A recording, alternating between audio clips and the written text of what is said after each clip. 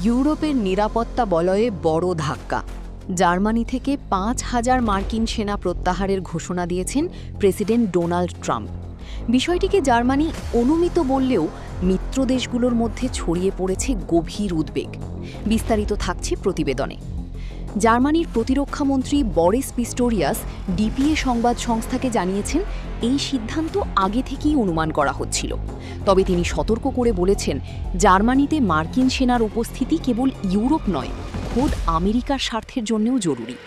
বর্তমানে জার্মানিতে ৩৬,০০০ মার্কিন সেনা রয়েছে, যা ইউরোপের মধ্যে সর্বোচ্চ। এই সেনা প্রত্যাহারের নেপথ্যে ট্রাম্পের রাজনৈতিক ক্ষোভকে দায়ী করছেন অনেকে। সম্প্রতি জার্মান চ্যান্সেলর ফ্রিডরিখ মেটস মন্তব্য করেছিলেন যে ইরান সংকটে যুক্তরাষ্ট্র অপমানিত হয়েছে। এরপরই ট্রাম্প জার্মানির কড়া সমালোচনা করে সেনা কমানোর হুমকি দেন। তিনি সাফ জানিয়েছেন, সংখ্যাটি ৫,০০০-এর চেয়েও অনেক বেশি হতে পারে। গত বছর রোমানিয়া থেকে সেনা কমানোর পর এখন ট্রাম্পের লক্ষ্য ইউরোপ থেকে মনোযোগ সরিয়ে ইন্দো প্যাসিফিক অঞ্চলে সামরিক শক্তি বৃদ্ধি করা। তবে নেটোর মুখপাত্র অ্যালিসন হার্ট জানিয়েছেন, তারা এই সিদ্ধান্তের বিষয়ে ওয়াশিংটনের কাছে বিস্তারিত ব্যাখ্যা চাইবেন।